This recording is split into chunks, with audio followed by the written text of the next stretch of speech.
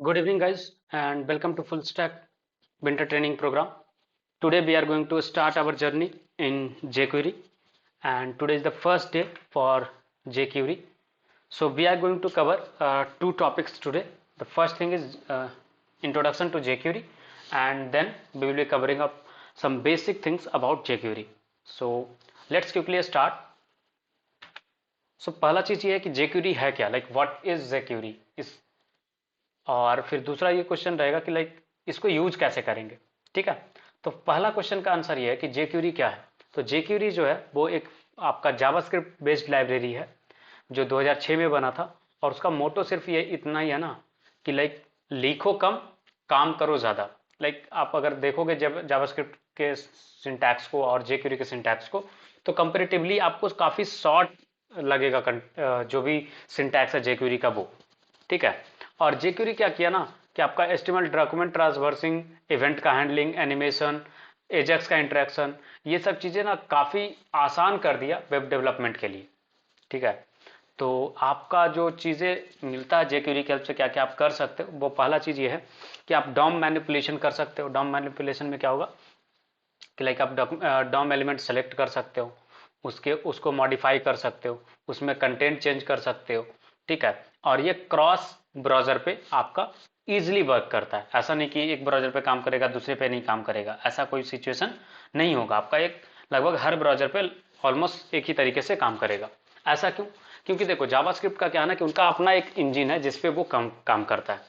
But jQuery जो है वो आपका जैसे CSS का एक्सटर्नल कोड होता है ना कि आप एक्सटर्नल CSS के रूप में अपना CSS फाइल रखते हो, तो सिमिलर वे में jQuery एक लाइब्रेरी है। सो इसके कारण इसका अपना खुद का सोर्स कोड है। सोर्स कोड आप किसी भी तरीके से लगा सकता है, इधर आप लोकली लगाओ या फिर आप इनका CDN यूज करो। CDN मतलब क्या होता है कि किसी और सर्वर पे रखा हुआ डिस्ट्रीब्यूट करने के लिए। ठीक है, तो वो सर्वर जस्ट सोर्स कोड को डिस्ट्रीब्यूट करता है, तो वैसे सर्वर को हम लोग CDN बोलते हैं, कंटेंट डिलीवरी नेटवर्क।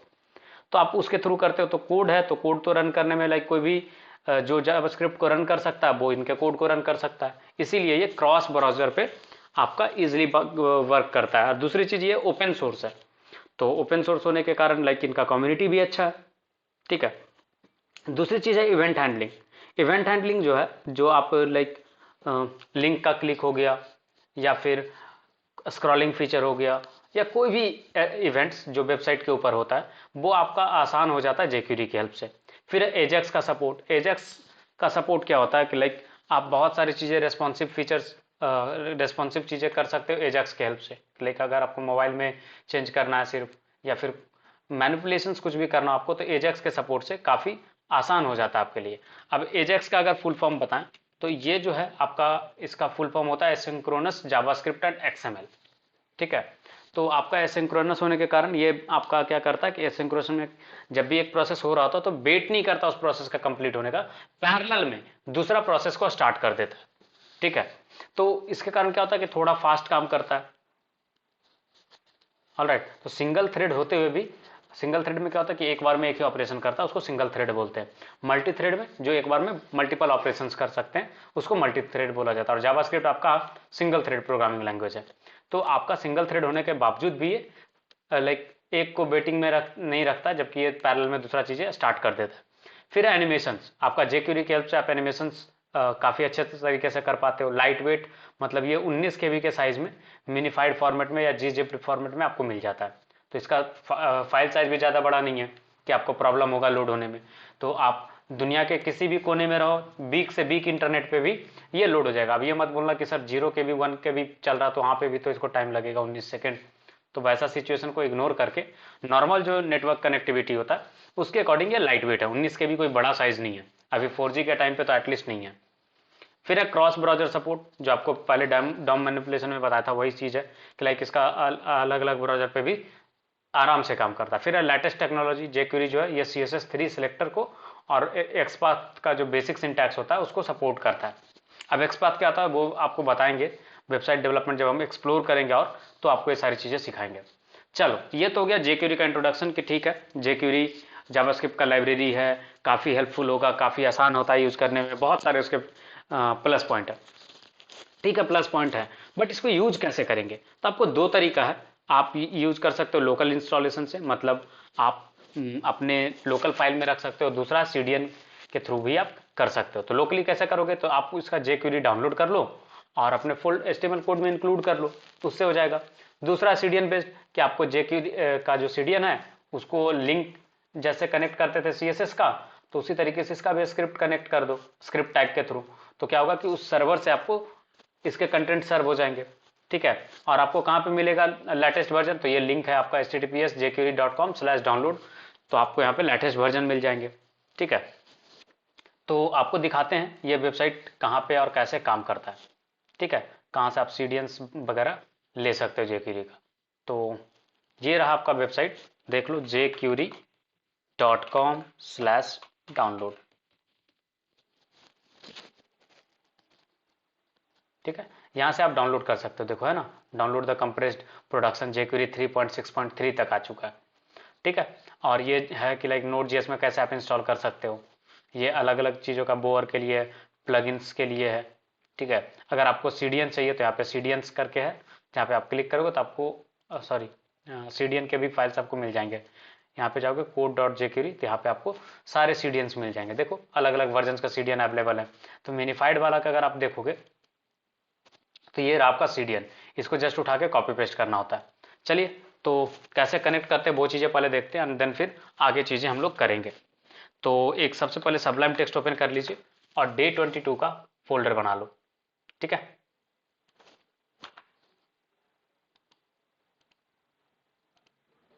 चलिए, तो डे 22 का फोल्डर बनाते हैं।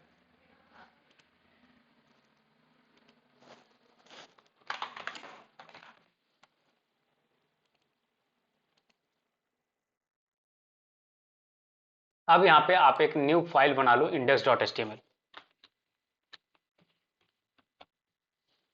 ठीक है। अब यहाँ पे HTML के बॉयलर प्लेट्स, अब यहाँ पे मैं लिख रहा हूँ फुल स्टैक डेवलपमेंट, ये टाइटल हमने डाल दिया। अब रही बात कि आपके पास दो फॉर्मेट बताया मैंने, एक तो लोकली आप यूज कर सकते हो, कैसे, तो लोकली वाला पहले करके दिखाते हैं, फिर आपको पहले CDN वाला देख लो। ये CDN वाला तरीका क्या है कि आप जस्ट यहाँ पे उठाओगे और यहाँ पे कमेंट डाल दोगे jQuery CDN, ठीक है, और यहाँ पे आप कनेक्ट कर दोगे, जस्ट आपको यहाँ पे पेस्ट करने होते हैं, आपका jQuery कनेक्ट हो गया। अब jQuery के जो भी एक्शंस परफॉर्म करोगे वो काम करेगा। चलो, तो इसको ओपन इन ब्राउजर करते हैं और फिर आपको दिखाते हैं कैसे ये काम करता है। ये आपका ओपन हो गया। अब कुछ लिख करके दिखाते हैं कि लाइक अगर हमें लिखना हो तो कैसे लिखेंगे। तो फिलहाल मैं एक डिवीजन बना रहा हूँ, ठीक है, और इसका ID रख रहा हूँ, ID इसका रखा हमने HSR करके। अब मुझे, मेरी मर्जी है कि मैं HSR पे टैग करके welcome to HSR hi tech solutions print करना चाहूँ, ठीक है। अब jQuery का यूज कैसे करेंगे, तो स्क्रिप्ट टैग हमने लिया। अब इसके अंदर याद है document dot get element Y ID करके आपको सेलेक्ट करवाता था कोई भी एलिमेंट को उसके ID के थ्रू, बट यहाँ पे क्या हो जाएगा, जस्ट आप एक डॉलर सिंबल यूज करोगे और यहाँ पे अगर ID से आप सेलेक्ट कर रहे हो तो हैशटैग यूज करोगे और फिर ID का नेम रखोगे। अगर क्लास नेम यूज करके सेलेक्ट कर रहे होगे तो यहाँ पे हैशटैग की जगह पे डॉट रखोगे, ठीक है। डायरेक्टली आप डिवीजन सेलेक्ट कर रहे हो, लाइक कोई HTML टैग को या HTML एलिमेंट को, तो आप डायरेक्टली एलिमेंट का नेम रखोगे, ठीक है, जैसे CSS में आप करते हो। अब हमें क्या करना, .html। अब इसमें जो भी आप पास करोगे ना वो आपका इसमें इसके बीच में इंक्लूड हो जाएगा यहाँ पे। अब जैसे मैं यहाँ पे लगता हूं welcome to HSR hi tech solutions, ठीक है। अब मैं इसको देखता हूं ब्राउजर पे, आपको रन करके दिखाता हूं कि ये चीजें उस पर्टिकुलर डिवीजन में अटैच हुई या नहीं हुई। देखो हो गया अटैच। अगर मैं आपको इसको जूम करके दिखाऊं तो आपको दिख रहा होगा, राइट। अब इसको इंस्पेक्ट करके दिखाता हूं कि यह है कहां पे टेक्स्ट। तो यहां पे मैंने इंस्पेक्ट करा, अब इसका एलिमेंट्स देखो आया है ऊपर, ठीक है। ये रहा आपका एलिमेंट, देखो इसके बीच में है। जब ये रन कंपाइल होकर के आया तो देखो यहाँ पे है HSR वाले डिवीजन के बीच में, जबकि आपका सोर्स कोड में क्या है, आपका सोर्स कोड तो ये है, राइट। तो कितना आसान हो गया। अगर यही चीज आप जावास्क्रिप्ट से करने जाते तो क्या करते, चलो इसको कमेंट करता हूँ, जावास्क्रिप्ट से करके दिखाता हूँ। तो आपको करना होता document dot get element by ID, फिर आप यहां पे लिखते HSR, फिर आप लिखते dot inner HTML is equal to, फिर ये कंटेंट को आप कॉपी करके पेस्ट करते। ठीक है, और अब आप रिफ्रेश करते तब जाके आपको आउटपुट आता, सेम आउटपुट आता, कुछ डिफरेंस नहीं रहता। देखो है ना, और आप देख लो कोड यूज हो रहा है क्या, वो आपको कोड दिखाता हूं, अदरवाइज बोलोगे सर ये jQuery से हो रहा होगा, ये कोड से आ रहा, राइट, जावास्क्रिप्ट वाले से। अब बताओ कौन शॉर्टेस्ट फॉर्म है, छोटा फॉर्मेट कौन सा है, ये देखो इतने कैरेक्टर में आपका काम हो गया, इसमें कितना लंबा लिखना पड़ा, यहां तक आपको लिखना पड़ा, राइट। तो कौन सबसे कम सिंटैक्स में हो गया, तो एक टर्म मैंने बोला था कि ये बहुत कम सिंटैक्स में आप चीजें कर पाओगे, राइट, बोला था ना इसका सिंटैक्स शॉर्ट होता रहता देन जावास्क्रिप्ट। तो देखो है शॉर्ट या नहीं है ना शॉर्ट। तो ये चीजें आपके लिए आसान होती है jQuery में। चल अब है कि jQuery आप कनेक्ट करना सीखे कैसे, with the help of CDN। अब इसको अपन क्या करते हैं, इसको दबा देते हैं, कमेंट आउट कर देते हैं, और इसको भी कमेंट आउट करते हैं। अब लोकली कैसे डालेंगे तो वो आपको सिखाते हैं। तो लोकली के लिए क्या बताया था आपको, आप जाओगे jQuery के डाउनलोड वाले पेज पे, यहाँ पे हम आ गए। अब यहाँ से हमें डाउनलोड करना, तो लेटेस्ट वर्जन ये है प्रोडक्शन का। अब इसमें गए, ये रहा जिसको आपको कोड कॉपी पेस्ट करके डाउनलोड करना होगा। तो हमने Ctrl+A Ctrl+C करा, ठीक है। आप यहाँ से कंप्रेस्ड वाला वर्जन भी डाउनलोड कर सकते हो। तो यहाँ पे ये कंप्रेस्ड वाला चीज़ है, एक जो सोर्स कोड को अनकम्प्रेस है, और ये है कंप्रेस्ड वाला चीज़, ठीक है। अनकम्प्रेस्ड में क्या होगा कि फालतू का वाइट स्पेस है तो इसका साइज ज़्यादा होगा, इसमें वाइट स्पेस हटाया हुआ है तो इसका क्या होगा, साइज कम होगा। तो कम साइज वाला हमने कॉपी करा था, फिर से एक बार कॉपी कर लेते, Ctrl+A Ctrl+C। अब क्या करोगे आप, कॉपी करके रखा हमने, अब लोकली आओगे और यहाँ पे एक फाइल बनाओगे, न्यू फाइल, या फिर जहां भी एसेट फोल्डर या जो भी फोल्डर आप फोल्डर स्ट्रक्चर फॉलो करते हो उसके अंदर आप बनाओगे क्या, jQuery.js, राइट, यही रखोगे ना, और यहाँ पे पेस्ट करोगे सारा चीज। अब देखो इसी चीज को कैसे कनेक्ट करोगे आप, स्क्रिप्ट टैग, ठीक है, और यहाँ पे आप यूज करोगे src। अभी जो लोकल पाथ है आपका, रिलेटिव पाथ जिसको आप बोलते हो, वो आप पास करोगे। जैसे हमारा रिलेटिव पाथ क्या है, jQuery.js, राइट। अब देखते हैं कि हमारा jQuery काम करता है कि नहीं करता है। अब ये jQuery कनेक्टेड रहेगा तो ये एरर नहीं देगा, काम कर जाएगा, अदरवाइज ये एरर देगा। दोनों सिचुएशन में आपको दिखाता हूं।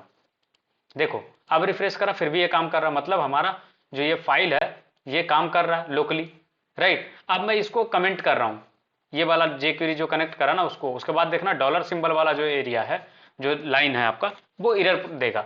अब बोलेगा कि डॉलर क्या है, वो डिफाइंड नहीं है, डॉलर सेलेक्टर जो है वो डिफाइंड नहीं है। देखो आया error, uncount reference dollar is not defined, मतलब हमारा कोई भी jQuery का CDN या फिर लोकल फाइल कनेक्टेड नहीं है।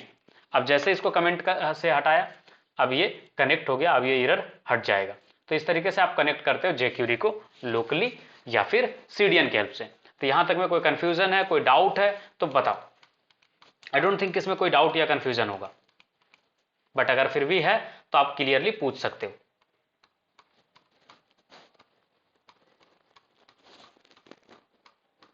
jQuery से ना काफी काम आसान हो जाता है आपका, रेस्पॉन्सिव वाला बनाने में या फिर कोई कोई चीजें चेंज करने में, बेसिक बेसिक चीजें आपकी काफी काम आसान हो जाएंगे, ठीक है। अब इसी में आते हैं कि ठीक है हमने लाइब्रेरी कनेक्ट कर लिया। नेक्स्ट है हमारा कि अगर हमें jQuery के फंक्शंस को कॉल करने होंगे तो कैसे कॉल करेंगे, ठीक है, कि लाइक कभी भी हमें यूज करना हो तो कैसे कॉल करेंगे। तो आपका एक फंक्शन होता है कि डॉक्यूमेंट जब रेडी हो जाए, मतलब पेज आपका जब फुल्ली अच्छे से रीलोड हो जाए, तो कोई एक्शन आपको परफॉर्म करना है। जैसे मेरी मर्जी है कि लोडर रुक जाए, ठीक है, जब पूरा पेज लोड हो जाए, तो उसका आप इस तरीके से यूज कर सकते हो डॉलर, और यहां पे लिखोगे डॉक्यूमेंट, ठीक है, ये हो गया, डायरेक्टली सिलेक्ट हो गया पूरा डॉक्यूमेंट। डॉट रेडी, ये जो फंक्शन है आप इस तरीके से फंक्शन कॉल करते हो, और यहाँ पे आप फंक्शन का कॉल बैक यूज करते हो, ये कॉल बैक फंक्शन बोलते हैं इसको। ये जो फंक्शन लिख रहे हैं ना, ये कॉल बैक फंक्शन है। अब यहां से फंक्शन कॉल होगा क्या, कि जब डॉक्यूमेंट रेडी हो जाएगा तो इसके बीच में जो कुछ भी रखोगे, जैसे मैं रखूंगा यहाँ पे like do whatever you want to perform after DOM is ready, मतलब आपका जो वेबसाइट है वो फुल्ली लोड हो जाए, उसके बाद आप क्या करना चाहते हो, जैसे आप लोडर यूज कर रहे हो वेबसाइट पे कि जब तक DOM रेडी ना हो तब तक लोडर दिखे, DOM रेडी हो जाए उसके बाद लोडर हट जाए, तो उस कंडीशन में ये चीज़ यूज करते हो। ठीक है, अब यहाँ पे है कि अगर सपोज आप चाहते हो कि अलर्ट करो कि वेबसाइट लोड हो गया, अभी फिलहाल के लिए हम लोग कर रहे हैं कि जब DOM पूरा लोड हो जाए तो ये चीज़ आ जाए, वेबसाइट लोड हो गया। ठीक है, ये मैसेज मैं चाहता हूं कि ये अलर्ट करे। अब देखो जैसे ही पेज लोड होगा ना उसके बाद ये चीज आएगा, देखो आया, अभी पेज पे कुछ ज्यादा लोड है नहीं तो डायरेक्टली लोड हो रहा है, इसलिए आया तुरंत कि वेबसाइट लोड हो गया भाई। तो इस तरीके से आप यूज करते हो किसको, रेडी फंक्शन को। ठीक है, तो ये था आपका कि लाइक रेडी, कब जब डॉक्यूमेंट लोड हो जाएगा तब ये चीज यूज कर सकते हो। अब क्या अगर आपको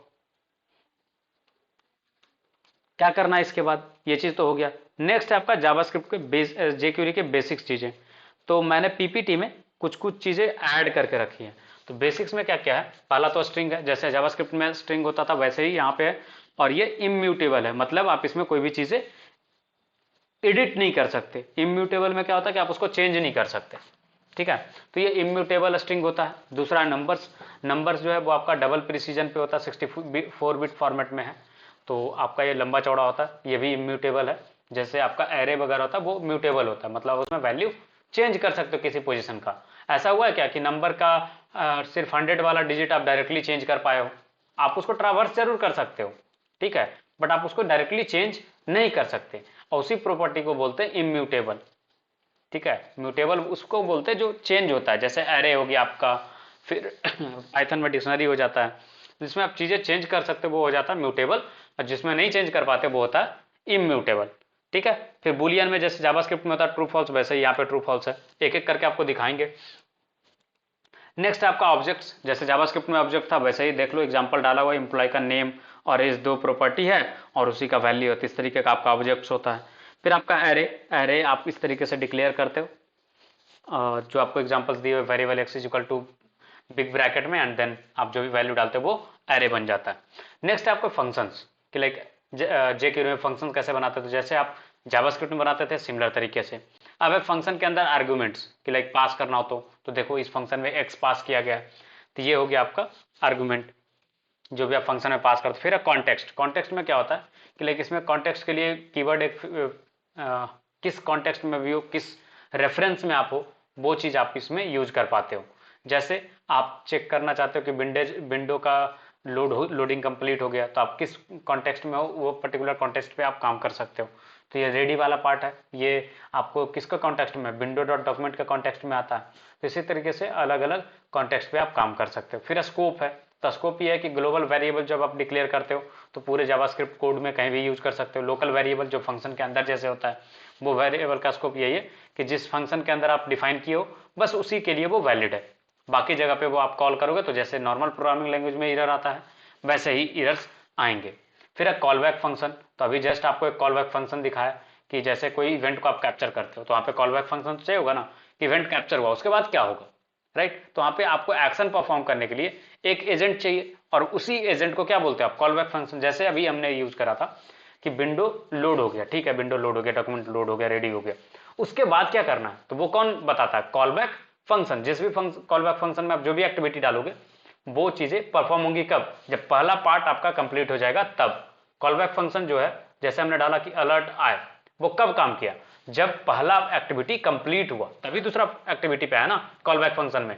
तो जो भी फंक्शन इस तरीके से अटैच होते हैं उसको बोलते हैं कॉल बैक फंक्शन, कि पहला एक्टिविटी कंप्लीट होने के बाद दूसरा वाला परफॉर्म हो, जैसे सिंक्रोनाइज करना हो स्टेप बाय स्टेप, तो ये चीज यूज में आता है।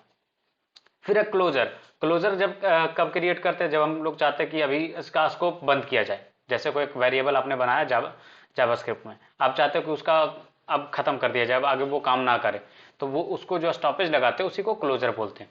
ठीक है, तो ये है बेसिक चीजें जो आपको कवर अप करनी है आज।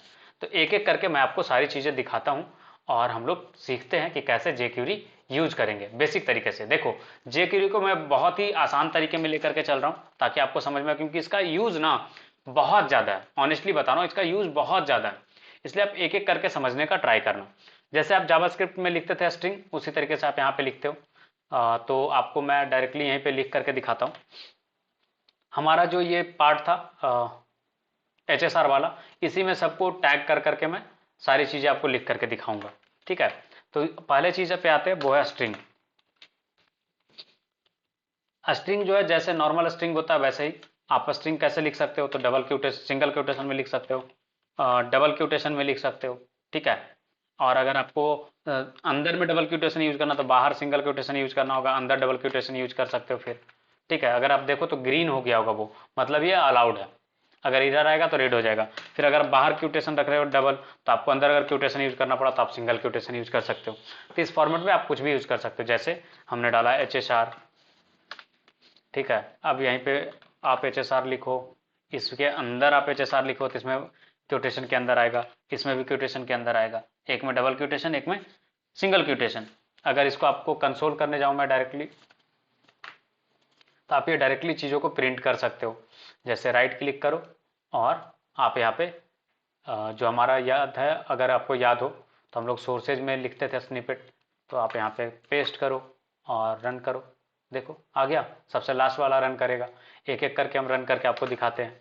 देखिए रन हो गया, ये स्ट्रिंग है वही आपको डिनोट कर रहा है। डबल क्यूटेशन में डालोगे तो भी ये प्रिंट होगा, किसमें, सिंगल क्यूटेशन में। स्ट्रिंग हमेशा सिंगल क्यूटेशन में रिप्रेजेंट करता है। ठीक है, अब नेक्स्ट क्या था कि ये जो डबल क्यूटेशन वाला, अब ये डबल क्यूटेशन अगर रखते हो तो ये डबल क्यूटेशन में प्रिंट होगा, देखो है ना। बाहर सिंगल क्यूटेशन रहेगा ही रहेगा। अब जब आप सिंगल क्यूटेशन ला बाहर रखते हो, अंदर रखते हो, और डबल क्यूटेशन ला बाहर रखते हो, तो देखना कि आपका कैसे प्रिंट होता है। सबसे मजा तो इसमें आएगा। देखो क्या हुआ, डबल क्यूटेशन बाहर आया और सिंगल क्यूटेशन अंदर, तो स्ट्रिंग आपका इसी तरीके से रिप्रेजेंट होता है। फिर सिमिलर वे में आपका नंबर जो भी है डायरेक्टली आप लिखते जाओ 45, तो ये नंबर आपका बन गया। ठीक है, 45 पॉइंट समथिंग समथिंग समथिंग, ये भी आपका क्या है, नंबर ही है। ये सारा फॉर्मेट जो हम लिख रहे हैं ये नंबर्स के फॉर्मेट है। तो ये हो गया आपके नंबर्स के फॉर्मेट। बुलियन में क्या आता है, तो ट्रू फॉल्स, ये स्मॉल में यूज करते हैं हम लोग। ठीक है, ये बुलियन वैल्यू है ट्रू, और क्योंकि अगर ये स्ट्रिंग होता तो आपका क्यूटेशन में आपको डालना होता। जैसे अगर आप जैसे कैपिटल कर दोगे ना F, तो ये काम नहीं करेगा, और जैसे आप जाओगे तो ये एरर देगा कि फॉल्स डिफाइंड नहीं है। तो आपका बुलियन जो है हमेशा लोअर केस में यूज होता है। जैसे आप ये इसी चीज को स्मॉल में यूज करो तो आपका ये बुलियन है। ठीक है, तो याद रखना आप ये हमेशा यहाँ पे लोअर केस में यूज किया जाता है बुलियन। तो ये हो गया बुलियन। अब है ऑब्जेक्ट। एक ऑब्जेक्ट बनाते हैं हम लोग, और यहाँ पे रखता हूँ मैं एज 45। ठीक है, नेम HSR। ठीक है, देखो सॉरी, ये हमने जो डाला ये ऑब्जेक्ट बनाने के लिए हमें पहले वेरिएबल बनाना होगा। जस्ट गिव मी सेकंड, हमने एक मिस्टेक करा है, डायरेक्टली रीड नहीं करता है। तो ऑब्जेक्ट जब भी आपको बनाना हो तो क्या करोगे, आप वेरिएबल बना लोगे, और EMP करके अगर हमने बना लिया, अब देखो ये एरर नहीं देगा। अब अनडिफाइंड है, जैसे ही आप यहाँ पे करोगे EMP तो आपको ये सारा चीज़ें बता देगा EMP के बारे में। देखो आ गया ऑब्जेक्ट। तो इस तरीके से आप ऑब्जेक्ट डिफाइन करते हो। आप चाहो तो इसमें से एक एक करके आप प्रॉपर्टीज आगे निकाल सकते हो, जैसे EMP.age, EMP.name। आप जो भी प्रॉपर्टी डिफाइन करोगे वो आप इस तरीके से ट्रावर्स कर सकते हो। तो ये हो गया आपका ऑब्जेक्ट। सिमिलर वे में आपका एरे जो है, एरे कैसा दिखेगा, तो variable x is equal to आप एरे बना दिए। आप इसमें कुछ भी मत रखो, फिर भी ये एरे है। जब भी आप x कॉल करोगे तो आपको एक एम्प्टी एरे मिल जाएगा। देखो एम्प्टी एरे है। अब इसी चीज में एक और एरे हम लोग क्रिएट करते हैं, variable y is equal to 45 comma something, कुछ भी डालते जाओ।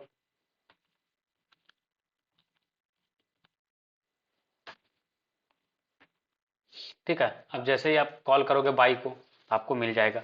अब इसी में ट्रावर्स कर सकते हो एक एक करके आप। बाई का 0, ठीक है, तो आपको वैल्यू मिल जाएगा। बाई का 5, ठीक है, तो आपको इस तरीके से ट्रावर्सिंग कर सकते हो, जैसे नॉर्मल प्रोग्रामिंग में आप करते हो, सिमिलर वे में आपको यहाँ पे करना होता है। क्लियर है, यहाँ तक में कोई कंफ्यूजन है तो बताओ। ये सब बेसिक चीजें था, इसलिए मैं स्पीड में ले गया, और कोई रीजन नहीं था कि लाइक इस सब चीजों पे टाइम वेस्ट करके कोई फायदा होगा नहीं। क्लियर है, तो ये सारी बेसिक चीजें थी एरे तक। नेक्स्ट है आपका फंक्शन, कि फंक्शन अगर डिफाइन करना हो तो फंक्शन हम लोग कैसे डिफाइन करते हैं, जैसे नॉर्मली करते थे वैसे ही फंक्शन यहाँ पे डिफाइन करते हैं। जैसे हमने रखा HSR फंक्शन, और ये पैरामीटर्स कुछ भी एक्सेप्ट नहीं कर रहा अभी फिलहाल, बेसिक सा फंक्शन बनाते हैं। और इसमें करा हमने कंसोल डॉट लॉग HSR, ठीक है। अब इसको कंट्रोल प्लस इंटर करोगे, अब ये फंक्शन कॉल नहीं हुआ है तो आपका फंक्शन जस्ट डिक्लेयर हो गया। जैसे ही आप HSR को कॉल करोगे आपका वैल्यू देखो प्रिंट कर दिया, तो आपका इस तरीके से फंक्शन डिक्लेयर होता है, ठीक है। अब है कहानी फंक्शन को लाइक पैरामीटर के साथ कैसे करेंगे, तो आप इस तरीके से कर सकते हैं आर्गुमेंट्स वाले के साथ। तो आप बना सकते हो एक फंक्शन, जैसे फंक्शन ऐड करके हम सम करके एक फंक्शन बनाया हमने सम 2, और ये a कॉमा b दो नंबर एक्सेप्ट करता है, और ये आपको कंसोल डॉट लॉग, आप चाहो तो रिटर्न भी कर सकते हो value, but console dot log भी कर सकते हो। तो हमने डायरेक्टली प्रिंट कर रहे हैं यहाँ से console dot log a plus B, ठीक है। अब है कहानी कि इसी में डिक्लेयर कर दिया हम लोग, कंट्रोल प्लस इंटर करेंगे जैसे डिक्लेयर हो गया। अब जैसे ही आप सम 2 फंक्शन को कॉल करोगे और दो वैल्यू डालोगे 45,14, तो ये आपको जोड़ करके दे देगा 59। अब इसमें ना कहानी ये है कि आप इसमें स्ट्रिंग भी पास करोगे ना तो ये जोड़ देगा, क्योंकि प्लस सिंबल का मतलब होता है कॉन्कैटिनेट, ठीक है। जावास्क्रिप्ट इसी तरीके से रीड करता है, जैसे HSR कॉमा, अब यहाँ पे डाल रहा हूँ हाईटेक सॉल्यूशन। अब आप देखो कमाल की बात कि स्ट्रिंग को भी ये जोड़ेगा, ठीक है, जोड़ दिया, राइट। अब इसी चीज को मैं कॉपी कर लेता हूँ, अब एक स्पेस बीच में डाल दूंगा ना तो एग्जैक्टली ये जैसा हमारा नाम है कंपनी का वैसा ही आ जाएगा, देखो आ गया। तो आपका कॉन्केटिनेशन की तरह काम करेगा। अगर आप चाहते हो कि ये सिर्फ और सिर्फ नंबर को जोड़े, ठीक है, तो आप इसको क्या कर सकते हो, पार्स इंट। इससे क्या होगा ना कि ये इंटीजर में पार्स करेगा, पहले इसको लाइक इंटीजर में कन्वर्ट करेगा, तब जाकर के इस पर एप्लीकेबल होगा ये पार्स इंट बी। तो अब जब जाकर के ऐसे चीजें कॉल करोगे ना, जैसा अभी करा था ये वाला आप करो, अब हो जाएगा एक मैजिक। देखो क्या है मैजिक, वो देखो क्या आया, NaN। NaN का फुल फॉर्म क्या होता है, किसी को अगर याद हो तो बताओ। Not a number, right. हमने नंबर नहीं पास करा, अब इसी में आप नंबर पास करो, देखो ऐड कर देगा, ठीक है। तो पार्स इंट से क्या होता है, कुछ किसी भी चीज को आप इंटीजर में कन्वर्ट करते हो, आ गया। तो इस तरीके से आपका चीजें काम करती है। अब इसी में देखो हम क्या करते हैं ना, 45 को एज ए स्ट्रिंग भेजते हैं, ठीक है, ये तो हमारा स्ट्रिंग हो गया, और 78 क्या है, नंबर है, तो भी ये काम करेगा। क्यों, क्योंकि हमने पार्स इंट लगा दिया। अगर पार्स इंट नहीं लगाए होते ना तो देखो ये क्या करता। अभी मैं एक फंक्शन बना रहा हूं जिसमें पार्स इंट नहीं कर रहा हूं मैं, फंक्शन ABC करके दो नंबर ये भी एक्सेप्ट करेगा a कॉमा बी, ठीक है। और इसमें आप पास करोगे ना, सेम चीजें हैं। विदाउट पार्स इंट में क्या होगा, जो आप आउटपुट देखो, विदाउट पार्स इंट में क्या करेगा कि आपका डायरेक्टली जोड़ देगा, ठीक है, 45 के बगल में 78 को लगा देगा। देखो क्या होगा, कंसोल डॉट लॉग और a प्लस बी हमने कर दिया, ठीक है। अब यही चीज जो ये दोनों नंबर है ना, इसको मैं सिर्फ कॉपी कर रहा हूं और यहाँ पे कॉल कर रहा हूं मैं ABC फंक्शन को, और यहाँ पे ये चीजें पास करा। अब देखो आउटपुट क्या आ जाएगा, क्या बताया, अच्छा ABC is not a function, पहले इसको रन करना पड़ेगा। ये हमने कर लिया। अब देखो ABC क्या किया, 45 के जस्ट बगल में 78 को जोड़ दिया, कॉन्कैटिनेट कर दिया, ठीक है। तो जब भी आप नंबर्स पे काम करना ना, जो लाइक मल्टीप्लिकेशन हो या डिवीजन हो, इस तरीके की फंक्शनलिटी, तो आपको यूजर साइड से कैसा आएगा इनपुट आपको आइडिया नहीं है, तो हमेशा पार्स इंट कर देना, सो दैट कि आपका प्रॉब्लम ना हो, आपका डिजायर्ड आउटपुट सेम तरीके से आए। क्लियर है यहां तक, या कोई कंफ्यूजन है तो बताओ।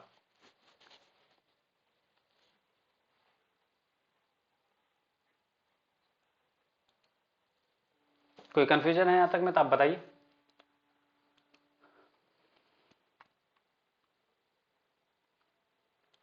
चलो नेक्स्ट जो चीज़ है कि इसी में एक होता है रिटर्न वाला पार्ट। तो नए नए फंक्शन में नहीं बनाता हूँ मैं, क्या करता हूँ इसी कंसोल डॉट लॉग को ना रिटर्न यूज कर देते हैं। तो रिटर्न में क्या होगा ना कि आपका कोई भी चीज़ प्रिंट नहीं होगा, जस्ट एक वैल्यू आपको मिल जाएगा। तो जैसे ही आप कॉल करोगे ना 45 प्लस 78, तो ये वैल्यू तो प्रिंट हो गया, बट इसको अगर आप वेरिएबल में असाइन कर दोगे कि लाइक आप असाइन कर दे रहे हो कि v is equal to same चीज़ जो आप चीज़ें कर रहे हो, इसको इसी को जस्ट एक वेरिएबल में असाइन कर दो। अब क्या होगा कि अब v का वैल्यू जब भी कॉल करोगे तो आपको ये आउटपुट मिल जाएगा। रिटर्न में ये चीज़ होता है, ठीक है। नॉर्मली डायरेक्टली आप कंसोल में कॉल करोगे तो आपको इस तरीके से आउटपुट आ जाएंगे, ठीक है, बट आप चाहो तो इसको असाइन कर सकते हो। तो इस तरीके से आप ऑपरेट करते हो रिटर्न वाले पार्ट पे। तो ये हो गया आपके फंक्शंस, ठीक है। अब आती बारी कॉन्टेक्स्ट। कॉन्टेक्स्ट में क्या होता है ना कि आप जिस पर्टिकुलर सिचुएशन में अभी हो उसमें एक्ट करना। जैसे डॉक्यूमेंट रेडी हो गया तब कुछ एक्ट कराना चाह रहे हो, या आप चाहते हो कि कोई क्लिक का इवेंट हुआ तब कुछ एक्ट हो, तो उस तरीके के चीजों को बोलते हैं कॉन्टेक्स्ट। जैसे एग्जाम्पल के लिए मैं आपको एक दिखाता हूँ कॉन्टेक्स्ट। मैं चाहता हूँ कि लाइक एक बटन है, वो जब क्लिक हो ना तभी कुछ हो एक्शन। तो मैं एक बटन बना रहा हूं, इस बटन का लाइक रखता हूं मैं क्लिक मी, ठीक है। और जब भी आप इस बटन को क्लिक करो, इसका सपोज आईडी मैंने रख दिया BTN, ठीक है। अब है कहानी ये कि हमने विंडो डॉट रेडी में ही यूज कर ले रहा हूँ कि जब विंडो लोड हो जाए ना तभी ये बटन एक्टिवेट हो। और इसमें मैंने करा कि आप जब भी हैशटैग सेलेक्टर यूज कर रहा हूँ आईडी वाला BTN को कॉल कर लो डॉट क्लिक। ये क्या करा हमने कि अभी हम मॉनिटर कर रहे हैं कि जब भी ये क्लिक हो ना तभी, ठीक है। इसी को बोलते हैं कॉन्टेक्स्ट। ये कॉन्टेक्स्ट वाला मेथड है कि जब क्लिक हो रहा तब क्या करना। यहाँ पे अब मैं कॉल बैक फंक्शन क्रिएट कर रहा हूँ कि तब जाकर के ये जो फंक्शन के अंदर मैं चीजें डाल रहा हूँ वो आप परफॉर्म करना। क्या करना परफॉर्म, मेरे को क्लिक किया, ठीक है। ये एक अलर्ट शो करेगा आपको कि मेरे को क्लिक किया। और ये कब होगा, जब आप बटन को क्लिक करोगे, ठीक है। अब देखो ऑन क्लिक मेथड हमने नहीं लगाना, अगर आप नोटिस किए होंगे तो हमने ऑन क्लिक मेथड नहीं डाला, राइट। यहाँ पे क्लिक मी करके जैसे क्लिक करोगे देखो आया, मेरे को क्लिक किया, तो ये मॉनिटर कर रहा ना आपका इवेंट, राइट। कि आप क्या एक्शन परफॉर्म कर रहे हो, सारी चीजें मॉनिटर किया ये, ठीक है। तो इस तरीके से आप चीजें बढ़ सकते हो आगे। तो ये था आपका कॉन्टेक्स्ट कि जब एक पर्टिकुलर सिचुएशन में आप हो तब। अब है ग्लोबल वेरिएबल और लोकल वेरिएबल। तो आपको अच्छे से पता है कि ग्लोबल वेरिएबल किसको बोलते हैं और लोकल वेरिएबल किसको बोलते हैं। नहीं तो मैं आपको एग्जांपल दिखाता हूं। जैसे आप फिर से सोर्सेज में आ जाओ, स्निपेट ओपन कर लो, और यहाँ पे मैं एक ग्लोबल वेरिएबल डिफाइन कर रहा हूँ, ठीक है। ग्लोबल वेरिएबल क्या होता है, वो हमेशा फंक्शन के बाहर होता है। हमने एक वेरिएबल बनाया MNC करके, ठीक है। MNC इज इक्वल टू,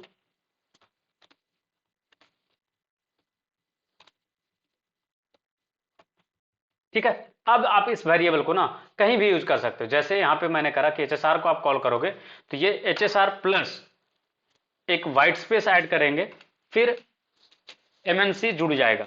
तो हम क्या कर रहे हैं, वेरिएबल हमारा कहाँ है, इस फंक्शन के बाहर है। अगर आप नोटिस करो तो इस फंक्शन के बाहर है ना, बट आप जब इसको रन करोगे ना तो जैसे ही आप HSR कॉल करोगे तो आपको वो चीजें जुड़ करके आ जाएंगी। देखो HSR हाईटेक सॉल्यूशंस जुड़ गया दोनों। तो आपने क्या किया, बाहर डिफाइंड था वेरिएबल बट आपने उसको अंदर यूज किया। तो इस तरीके के वेरिएबल को बोलते हैं ग्लोबल वेरिएबल। आप इस पूरे पेज पे ना कहीं भी यूज कर सकते हैं इस वेरिएबल को, ठीक है। तो इसका स्कोप क्या है, ग्लोबली स्कोप है, क्लियर है। बट वही चीज हम एक वेरिएबल को डिफाइन करते हैं इसके अंदर ABC फंक्शन के अंदर कि ये टोटल करके एक वेरिएबल है जिसमें A प्लस B का वैल्यू है, ठीक है। टोटल करके एक वेरिएबल है जिसके अंदर A प्लस B का वैल्यू है और ये टोटल ही रिटर्न कर रहा है, क्लियर है। अब मैं इसी टोटल को यहां पे प्रिंट करने का ट्राई करता हूं, कंसोल डॉट लॉग टोटल, ठीक है। तो जब भी हम फंक्शन ABC को कॉल करेंगे तो एक टोटल वेरिएबल बनेगा, राइट। तो टोटल वेरिएबल जब बन रहा है, अगर ये इसका स्कोप बाहर तक है, ग्लोबली है, तो इसको प्रिंट हो जाना चाहिए, ये एरर नहीं थ्रो करना चाहिए, राइट। तो देखो जैसे ही हमने करा तो क्या बताया, टोटल इज नॉट डिफाइंड। क्यों, क्योंकि ये जो टोटल वेरिएबल है ना इसका स्कोप क्या है, इस पर्टिकुलर फंक्शन के अंदर है। बस यही चीज को आप क्या करो, एक्स करके आप यहाँ पे लेकर के आ जाओ रिटर्न के ऊपर, क्योंकि रिटर्न के नीचे वाला एग्जीक्यूट नहीं होगा। रिटर्न जैसे होता है फंक्शन क्लोज हो जाता है, ठीक है। तो कंसोल डॉट लॉग करके हमने टोटल करा, ठीक है। अब जो है ये एरर क्यों बता रहा भाई, अच्छा ठीक है, कंट्रोल प्लस रन करते हैं। चलिए अब जैसे ही ABC कॉल करेंगे और दो वैल्यू आप डालोगे ना, ठीक है। अब देखना दो बार प्रिंट होगा। पहला बार प्रिंट हुआ कब, ये स्निपेट के अंदर ये वाला लाइन, ठीक है, कंसोल डॉट लॉग। अगर यकीन नहीं है तो मैं फिर से करके दिखाता हूं सेम चीज। मैं अंदर हूं, ठीक है, ये चीज मैं लगा दे रहा हूं सो दैट कि आपको समझ में आ जाए कि हाँ कौन अंदर है कौन बाहर से प्रिंट हुआ, ठीक है। अब देखो सेम चीजें मैं फंक्शन को कॉल कर रहा हूं ABC, अंदर हूं में से प्रिंट हुआ था ना ऊपर वाला, और ये बाहर जब आपका रिटर्न हुआ तब ये प्रिंट हुआ, ठीक है, तो आपका इस तरीके से काम करता है ग्लोबल वेरिएबल और लोकल वेरिएबल। ये चीज ग्लोबल स्कोप और लोकल स्कोप समझ में आया या इसमें कुछ कंफ्यूजन है तो बताओ। ग्लोबल का मतलब क्या हो कि उसको ग्लोबल एक्सेस है, कहीं भी आप एक्सेस कर सकते हो उसको, कभी भी यूज कर सकते हो, बट लोकल वाले को आपको एक पर्टिकुलर एरिया में ही यूज करना होगा। ठीक है, चलिए नेक्स्ट है, आगे बढ़ते हैं हम लोग। फिर आता बारी कॉलबैक फंक्शन। बार बार आप सुन रहे हो callback function, callback function, callback function. देखो कॉलबैक फंक्शन का क्या काम होता है, प्लेन जावास्क्रिप्ट का फंक्शन होता है, बस इसमें सिचुएशन ही इतना होता है ना कि ये कॉल किया जाता है किसी चीज के बाद, लाइक कोई चीज पे रिएक्ट करना हो ना, तो जैसे कुछ बटन क्लिक हुआ उसके बाद कोई इवेंट परफॉर्म करना है तो आप वहां पे कॉलबैक फंक्शन का यूज करते हो। या फिर कोई ऐसा सिचुएशन है कि जहां पे एक एक्शन कंप्लीट हुआ उसके बाद कंसेक्यूटिव में दूसरा एक्शन करना, जैसे सोचो कि आपको मेल तभी भेजना है जब एक यूजर सेलेक्ट हुआ हो। सपोज आप एक रेज्यूमे जॉब पोर्टल का वेबसाइट बना रहे हो, वहां पे आपको एक सिचुएशन आया कि आपको मेल तभी भेजना है जब यूजर का रेज्यूमे शॉर्टलिस्ट हुआ हो, और यूजर रेज्यूमे शॉर्टलिस्ट का कंडीशन ये है कि उस पर्टिकुलर यूजर का रेज्यूमे में उसका जो डीजीपी है, डिग्री का एग्रीगेट पॉइंट है, वो 7.5 से एबव हो। ठीक है, तो आप क्या चेक करोगे, आप चेक करोगे पहला फंक्शन कि हाँ 7.5 के बाद एबव है या नहीं है। फिर आप वहां पे क्या करते थे, नॉर्मल प्लेन जावास्क्रिप्ट फंक्शन में वो चीज इफ एल्स चेक करने के बाद अंदर से कॉल करते थे, राइट। बट आप यहाँ पे डायरेक्टली ये वाला जो पार्ट होता है ना, डायरेक्टली जो यूज करते थे, हमने चेक करा डॉक्यूमेंट डॉट क्लिक इवेंट, ये परफॉर्म किया, इसके बाद इसको कॉल बैक कर दिया, राइट। तो इस तरीके से क्या हुआ कि क्लिक इवेंट अगर सही हो से ट्रिगर किया तो आपका ये चीज अलर्ट हो जाएगा। तो ये कंसेक्यूटिव में हुआ ना, अगर क्लिक नहीं हुआ तो ये काम कर रहा है क्या, ये कॉल बैक फंक्शन काम में नहीं आया। ये तभी काम में आएगा जब ये एक्शन परफॉर्म किया जाएगा। तो ये एक दूसरे के ऊपर डिपेंडेंट है। ठीक है, अंदर वाला डिपेंडेंट है किसके ऊपर, बाहर वाले के ऊपर, लेकिन बाहर वाला अंदर वाले के ऊपर डिपेंडेंट नहीं होता। तो इस तरीके का सिचुएशन होता है आपका कॉल बैक फंक्शन में। इसमें कोई कंफ्यूजन है तो बताओ।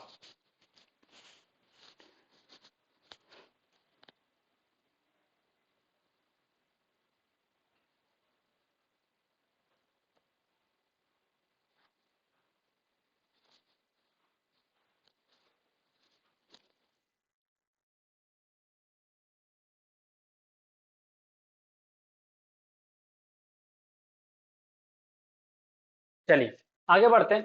नेक्स्ट है आपका क्लोजर वाला पार्ट। ठीक है, तो क्लोजर का जानते हो कब नीड पड़ता है, जब आप क्रिएट करना चाहते हो एक ऐसा वेरिएबल जो बाहर के स्कोप में ना हो, अंदर ही यूज किया जाए और बाहर की दुनिया को पता ना चले उसके बारे में। तो ऐसा जरूरत आपको पड़ता है, डेटा हाइडिंग इसको बोलते हैं, कि आप डेटा हाइड करना चाहते हो। ठीक है, क्लोज करके रखना चाहते हैं आप, उसका स्कोप को अंदर ही मॉनिटर करके रखना चाहते हो, एक पर्टिकुलर रीजन में रखना चाहते हो। और ऐसा आपको नीड पड़ेगा जब भी आप ऑब्जेक्ट ओरिएंटेड प्रोग्रामिंग करोगे ना, तो आपको ऐसे चीजें की नीड आएंगी। जैसे आप सपोज करो रिजल्ट वाले पैरामीटर पे काम करो, ऐसे वेबसाइट जहां पे रिजल्ट डिस्प्ले होते हैं यूजर के, तो क्या आप किसी का भी रिजल्ट किसी को भी दिखा दोगे क्या, नहीं ना। आपको वो सारी चीजें इंटरनल रखनी होंगी। तो बहुत सारे ऐसे सिचुएशन आएंगे जहां पे आपको डेटा हाइड करना होगा, तो उस जगह पे आपका क्लोजर वाला पार्ट रोल प्ले करता है। जैसे हम एक ऐसा फंक्शन बनाना चाहते हैं, आपको एक कोड प्रिंट कर, लाइक मैं डायरेक्टली यूज करके दिखाता हूँ, मेरे पास ऑलरेडी है वो स्निपेट, मैं कॉपी कर रहा हूँ यहाँ पे। ठीक है, टाइम बचाने के लिए, टाइपिंग उसके मेहनत के लिए लेजी हूँ मैं, इसलिए जस्ट, और कोई दूसरा रीजन नहीं है।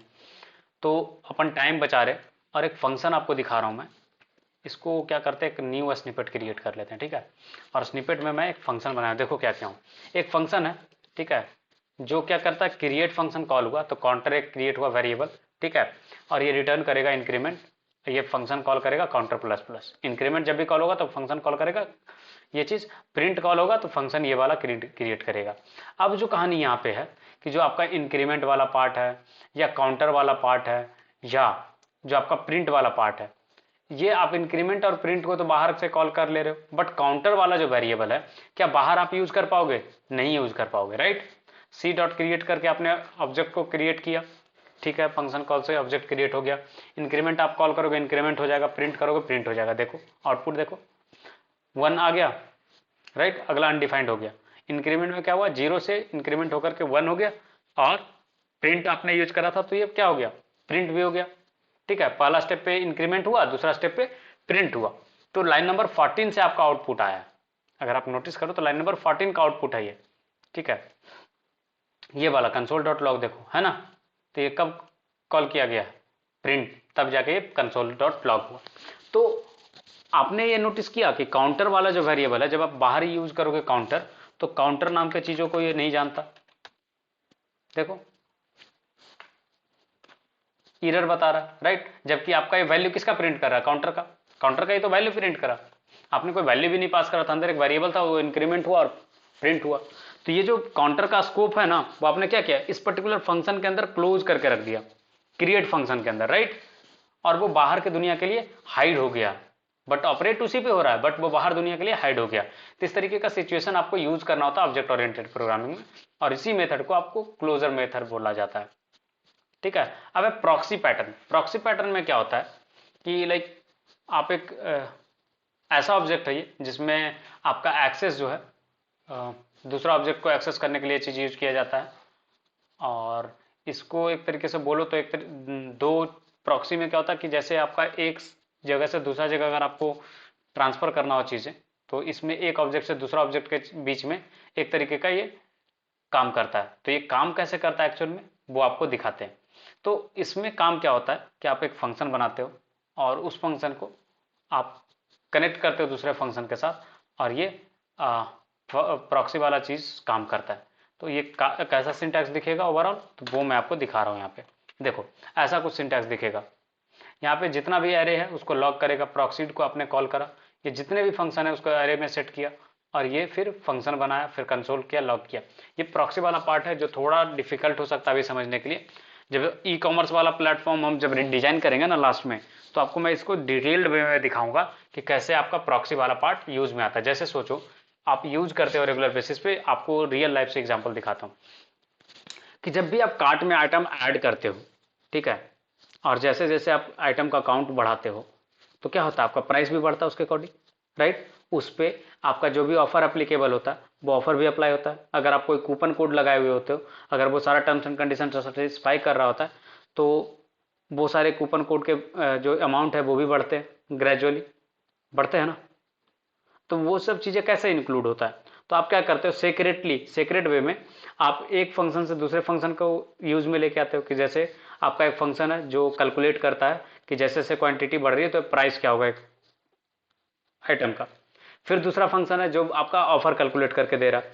तीसरा फंक्शन है जो आपका कूपन पे काम कर रहा है। तो आप इस प्रॉक्सीड वे में सारे फंक्शंस को कॉल में करोगे, और आपको फाइनल रिटर्न आप यहां से देख रहे हो, इसका पूरे फंक्शन का एक ही रिटर्न है, बट यहाँ पे अगर आप नोटिस करो तो तीन फंक्शन यहाँ पे यूज में आए, राइट। तो इस तरीके से आप चीजें लेकर के आओगे।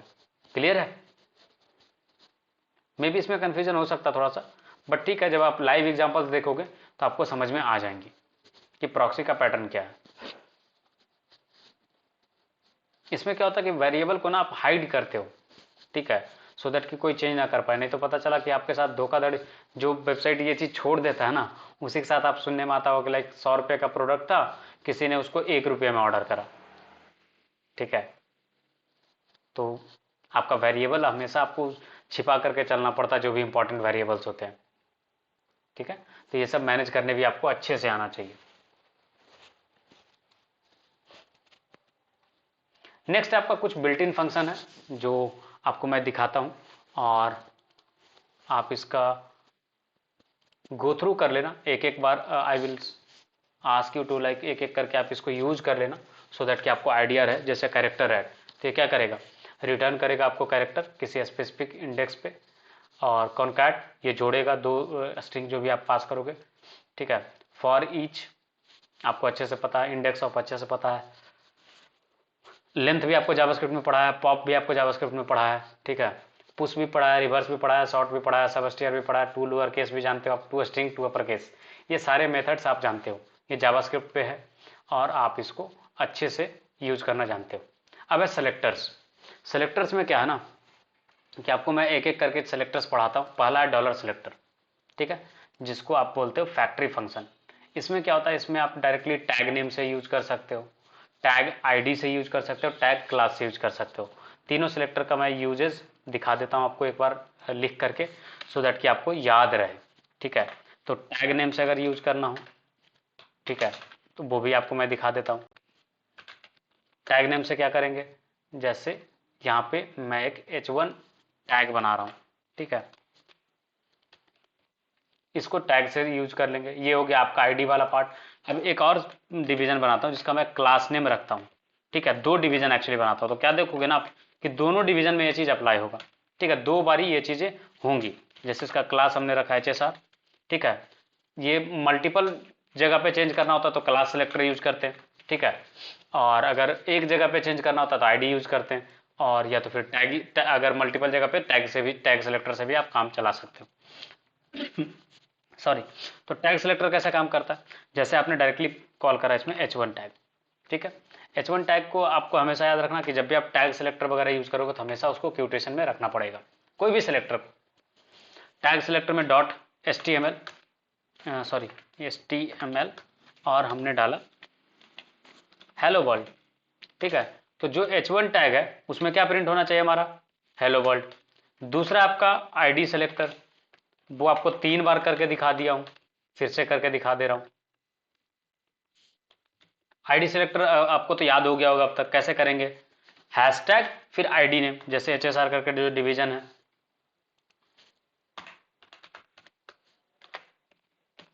कैसे हो, ठीक है, ये चीज हमने H1 टैग में, सॉरी HSR आईडी वाले पे डाला।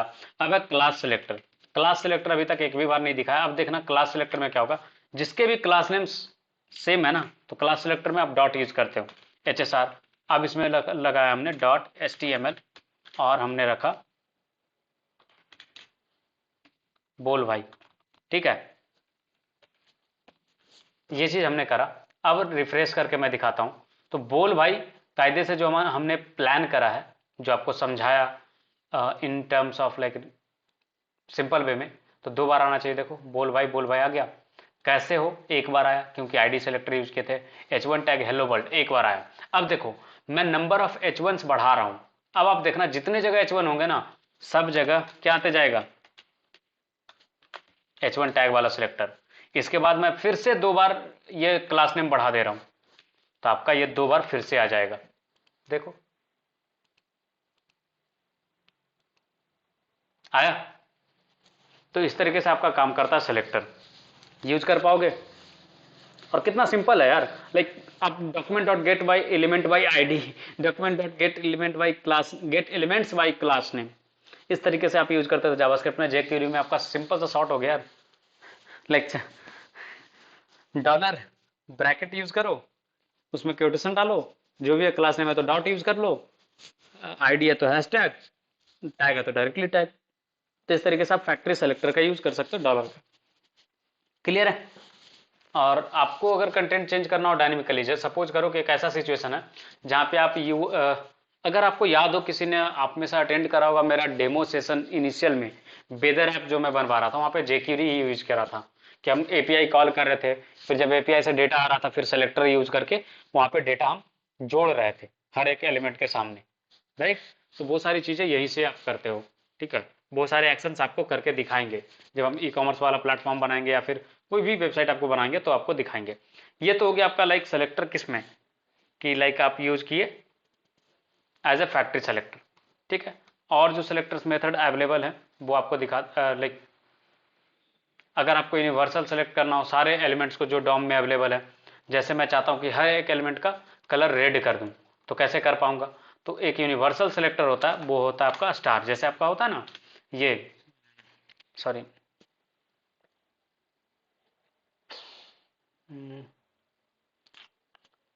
हाँ, यस, CSS में आप यूज करते हो स्टार वाला चीज। तो अगर आप यहाँ पे स्टार यूज करते हो ना, डॉट HTML कर रहा हूं मैं, लास्ट में सब ये चीज हो जाए उसके बाद एरर। ठीक है, अब क्या होना चाहिए कायदे से, सारे एलिमेंट्स पे क्या होगा, अप्लाई हो जाएगा। देखो क्या हो गया, सब पे अप्लाई हो गया, यूनिवर्सल डॉम, राइट। तो इस तरीके से आपका काम करता है यूनिवर्सल वाला।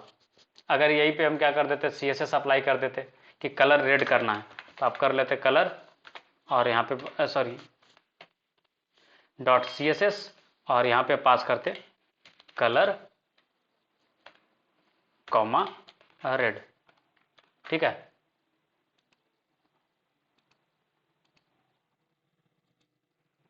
क्या हुआ, सबका कलर रेड हुआ।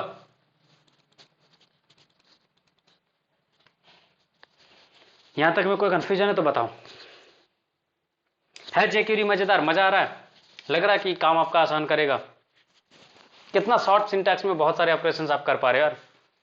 ठीक है, तो जो रेस्पॉन्सिव वाला काम आप करते हो ना, कि कोई एलिमेंट आप हाइड करते हो डेस्कटॉप पे, किसी पे आप शो करते हो, राइट, तो वो सारी चीजें बहुत आसानी से कर पाओगे जेक्यूरी से। ये इसलिए पढ़ा रहा हूँ ना, जब आपको प्रोजेक्ट बनवाऊंगा ना जेक्यूरी वगैरह हेल्प करके आपका पोर्टफोलियो वेबसाइट, तो बहुत मजा आएगा। तो सैटरडे संडे को ना फ्री रहना आप। सैटरडे को रात में थोड़ा सा स्ट्रेच करेंगे क्लास को, तो थोड़ा खा पी करके लाइक डिनर करके ही बैठना, सो दैट कि थोड़ा लंबा चले सेशन, तो प्रॉब्लम ना हो। और संडे को मॉर्निंग में आप फ्री रहना, सो दैट कि हम लोग आराम से आपका पोर्टफोलियो वेबसाइट बनवा सके और एक अच्छा सा इंप्रेसिव वेबसाइट हम लोग रेडी कर ले अपने लिए। ठीक है, फिर हम लोग उसको होस्ट करेंगे प्लस लिंक्डइन पे शेयर भी करेंगे। ठीक है, क्योंकि सिर्फ सीखने से तो मजा आएगा नहीं, दुनिया को बताना भी पड़ेगा कि आप सीख रहे हो, राइट। क्योंकि खुद को जब तक सेल नहीं करोगे तब तक आपको जॉब थोड़े मिलेंगी, तो खुद को बेचना भी पड़ेगा। तो बहुत सारी चीजें भी हम लोग करेंगे। तो जैसे जैसे प्रोजेक्ट कंप्लीट करते जाएंगे हम लोग ये सारी चीजें करते जाएंगे। आप लोग ये भी पैटर्न फॉलो कर सकते हो ना, कि डेली क्या होता है कि लिंक्डइन पे आप बता सकते हो यूजर को, लाइक डेली बेसिस पे आप स्क्रीनशॉट ले लो क्लासेज का, आप उसको लिंक्डइन पे मैसेज डाल सकते हो, टैग कर सकते हो एचएचआर पे, तो उससे क्या होगा कि लाइक लोग जान सकेंगे आपको कि हाँ आप कोई कोर्स कर रहे हो, आपको ट्रैक कर पाएंगे एचआर कि हाँ आप एक कोर्स कर रहे हो। जब आपका कोर्स कंप्लीशन हो जाएगा तो वो उनको आइडिया रहेगा, क्योंकि वो रिपीटेडली आपके डेली बेसिस के चीज़ों को देखेंगे कि हाँ इन्होंने डेली बेसिस पे मेहनत करा। आपने बहुत सारे ऐसे पोस्ट देखा होगा, day 1 I have done this, day 2 I have done this. इससे क्या होगा ना कि आपको खुद भी मोटिवेशन मिलेगा और डेली उठ करके आप सीखोगे चीज़ें, नए नई चीज़ें ट्राई करोगे और खुद को पुश करोगे, क्योंकि आपको कंटेंट बनाने होंगे जो आप डालना चाहोगे लिंक्डइन पे। तो एक motivation type kind of thing हो जाएगा, एक प्रेशर भी रहेगा कि हाँ चीज़ें करनी है और डेली उठ के करनी है, तभी जाकर के आप सीख पाओगे। क्योंकि मैं तो कर लेता हूँ बट ये चीज़ें आपको करनी है, आपके दिमाग में ये सारी चीज़ें रहनी चाहिए, राइट, तभी तो मज़ा आएगा। तो आप ये सारी चीज़ें कर सकते हो, अपने फ्रेंड्स को जेलस कर सकते हो और डिमोटिवेट कर सकते हो उनको। पहले आप डिमोटिवेट होते होंगे किन्हीं को देख करके कि लाइक यार ये तो ये चीज़ सीख लिया, मैंने तो कुछ भी नहीं सीखा, तो अब आपकी बारी है, तो आप भी शो ऑफ कर सकते हो। ठीक है, और ये सारी चीज़ें करो, ये गलत चीज़ नहीं है। इससे क्या होता है ना कि आप मार्केट में आपको पहचानते हैं लोग कि हाँ आप भी हो जिनको ये सारी नॉलेज हैं, तो अगर किसी को रिक्वायरमेंट होगा तो वो आपको कॉन्टैक्ट करेंगे, राइट। अगर पता ही नहीं कि आपको क्या आता है तो फिर कैसे कोई कॉन्टैक्ट करेगा आपको। तो जितने भी सोशल मीडिया है उसको आप सही वे में यूज करो, काफ़ी यूजफुल रहेगा। क्लियर है। तो ये तो हो गया आपका लाइक कि ठीक है जेक्यूरी का आपका कैसे यूज कर सकते हो, टैग नेम से कैसे यूज कर सकते हो आप, आईडी के बेसिस पे कैसे यूज कर सकते हो आप, यूनिवर्सल सेलेक्टर से। आपको अगर 2-3 टैग को सेलेक्ट करना हो तो आप कॉमा दे करके सेलेक्ट कर सकते हो। ठीक है, तो कैसे कॉमा दे करके यूज कर सकते हो वो आपको दिखा देता हूँ एक बार, कि लाइक मल्टीपल एलिमेंट्स आपको एक बार में सेलेक्ट करने हो तो क्या करेंगे, जैसे हम मेरी मर्जी की H1 टैग, साथ ही साथ जहाँ पे आईडी एचएसआर है ना वो वाला पार्ट पे हेलो वर्ल्ड हो जाए। ये आईडी सेलेक्टर को मैं कमेंट कर रहा हूँ। अब क्या होगा, जहाँ पे आपका था ना कैसे हो, ये देख लो कहाँ पे कैसे हो, ऊपर में था एक कैसे हो, ये किस में चेंज होना चाहिए, हेलो वर्ल्ड में। देखो चेंज हो गया, हेलो वर्ल्ड हेलो वर्ल्ड। तो आप एक साथ में 2-3 पैरामीटर्स पे भी चीजें कर सकते हो। समझ में आ रही बात, है मजेदार। इसी तरीके से आप सीएसएस में यूज करते थे ना, याद करो। अगर हमें 2 टैग को एक ही तरह का कलर देना होता था तो क्या करते थे, कॉमा दे करके सेलेक्ट कर लेते थे सेलेक्टर से और उसके बाद उस पर सेम सीएसएस अप्लाई कर देते थे। सिमिलर तरीके का चीजें हमने यहाँ पे करा, किसमें, जेक्यूरी में। तो काफी आसान है यार, कोई डिफिकल्ट चीज नहीं। अभी तक आप सुनते हुए जेक्यूरी जेक्यूरी जेक्यूरी, आज देखो कितना आसान लग रहा है आपको, राइट। तो ये था आपका सेलेक्टर के बारे में। ठीक है, आपको सेलेक्टर की चीजें दिखा देता हूँ, ये आप एक बार पढ़ लेना, ठीक है ना। सेलेक्टर्स और उसके डिस्क्रिप्शन, ये मैंने आपको जेक्यूरी का ऑलरेडी क्लासरूम में डाल दिया। तो ये आपका क्या है, पूरे एलिमेंट को सेलेक्ट कर लेता है डॉक्यूमेंट में जितना है, पी फिर ऑल। अब क्या होगा, पी के अंदर जितने भी चीजें हैं उसको सिर्फ सेलेक्ट करेगा। This selector selects all elements that are children of a paragraph element. Like P tag के अंदर जितने भी नेस्टेड स्ट्रक्चर बन रहा होगा ना उस पर, ये आईडी सेलेक्टर हो गया, ये स्पेशल क्लास सेलेक्टर हो गया, ठीक है, नॉर्मल क्लास सेलेक्टर।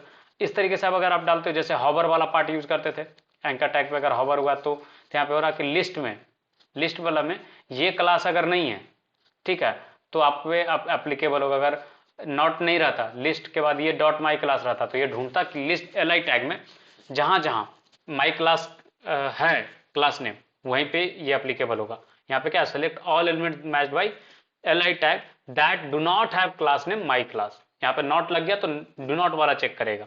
ठीक है, ये है कि मल्टी लेयर में कैसे आप नेस्टेड तरीके से जा सकते हो। तो यहाँ पे क्या ढूंढेगा, पहले तो एंकर टैग ढूंढेगा। एंकर टैग में लाइक ये आईडी ढूंढेगा ये वाला, साथ ही साथ ये भी ढूंढेगा कि वहाँ पे स्पेशल क्लास ये वाला अवेलेबल हो। ठीक है, तो इसमें पी ए डॉट समथिंग है, तो ये देखेगा कि पैराग्राफ के अंदर नेस्टेड फॉर्मेट में एक एंकर टैग है जिसपे क्लास नेम ये है। तो अगर आप कंटिन्यू में लिखते हो ना तो वो उसी टैग या उसी चीज पे अप्लीकेबल हो जाएगा। जैसे यहाँ पे एंकर टैग पे दोनों चीज अप्लीकेबल हो गया, यहाँ पे एंकर टैग पे सिर्फ और सिर्फ स्पेशल क्लास, और स्पेस बताएगा कि वो नेस्टेड टाइप है, चिल्ड्रन एलिमेंट है। ठीक है, अब यहाँ पे क्या होगा, यूएल का चिल्ड्रन है एल आई, और एल आई में क्लास फर्स्ट करके जो हो गया, तो ये हो गया कि फर्स्ट लिस्ट जो होगा उस पर अप्लीकेबल हो जाएगा। ये फर्स्ट लिस्ट पे सिर्फ अप्लीकेबल होगा। यहाँ पे लास्ट करते तो सिर्फ लास्ट लिस्ट पे अप्लीकेबल होगा। क्लियर है? तो बहुत सारे मेथड है, वो मेथड आप एक बार देख लेना।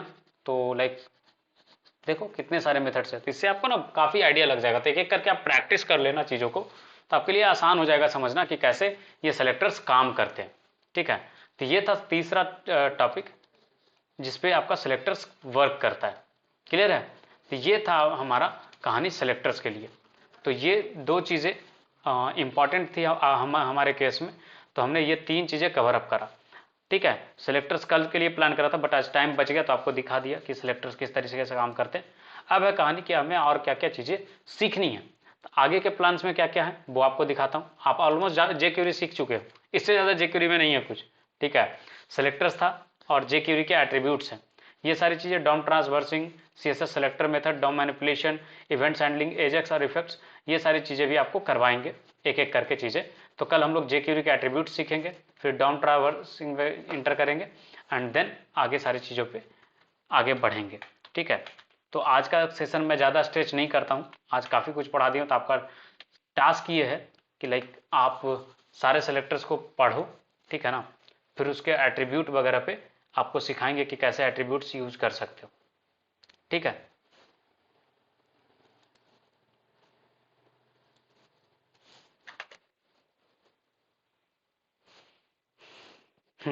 तो दिस इज इट। और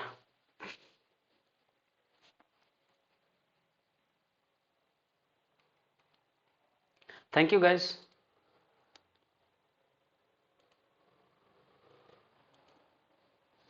सो आज हमने थोड़ा ज़्यादा पढ़ा, so thank you all and good night. See you guys tomorrow.